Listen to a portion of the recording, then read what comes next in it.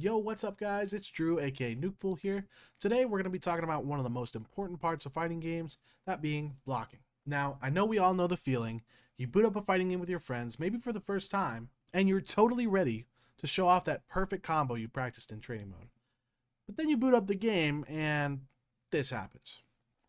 What happened? You know what your buttons do. Maybe you even landed that cool combo, but you keep getting washed. Let me tell you. The problem isn't your combo game, it's your blocking game. And trust me, learning how to block, it'll save your life, or at least your health bar. So what is blocking? How do you do it? Why should I bother? Let's break it down. Blocking is simple.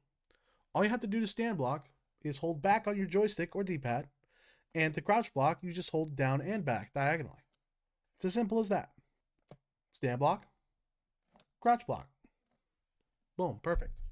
Keep in mind that there is no timing required. Just commit to holding the direction away from your opponent. Here's the tricky part. You'll need to know when to block high and when to block low.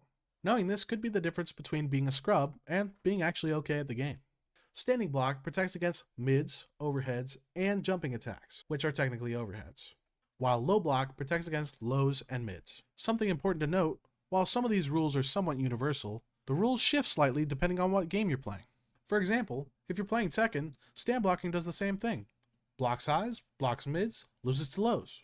But crouch blocking blocks lows, ducks under highs, and loses to mids, meaning stand block is actually the better option in that game.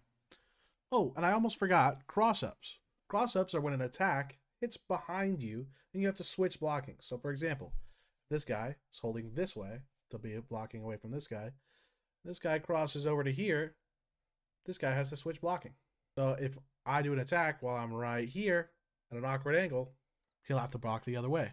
Side note, in some other games, there's a block button which completely invalidates this. So now that we've learned how blocking works, why is it strong? Simple. It keeps you alive. There's no unnecessary risk. At most, you're losing a little bit of chip damage, a little bit of recoverable health, or some other meter will go down depending on the game.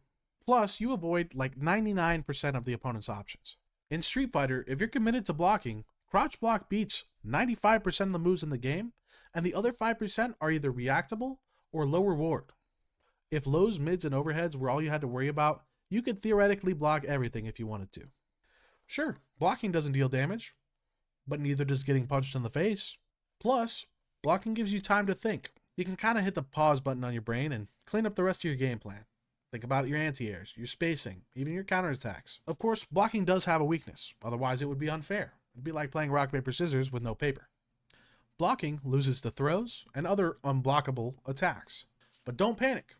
Throws are very, very short range or otherwise very slow to start up. Unless you're talking about certain command grabs, in which case we don't talk about those. My advice is if somebody's trying to throw you while you're blocking, either stuff their approach or just take the throw. Unless your opponent's playing a pretty potent command grab character, throws really aren't that high reward. Even aside from going for throws, the other options your opponent has to open you up usually have some risk attached to them. So, the more you block, the more your opponent has to take risks. More risks means more mistakes means more opportunities for you to punish. Whether it's finding time to think about your game plan or finding opportunities to enforce it, it all starts with good defense. You can use these opportunities defense gives you to rush down the opponent, keep them full screen, or make them scared to press buttons at all. You know what they say, the best offense is a good defense. If you're still struggling and don't know what to do once you've started blocking, don't worry about it. There's plenty of simple strategies you can pick up and apply quickly. I'll be covering some of those in the future, so stay tuned for some guides on turtling, simple flowchart offense, and more. Alright, now that you know the ins and outs of blocking, the only challenge left is to resist the urge to press buttons for no reason. But let's be real, you're going to do it anyway, and it's fine. I'm not your mom. Just remember, it's a fighting game, not a blocking game. Or is it?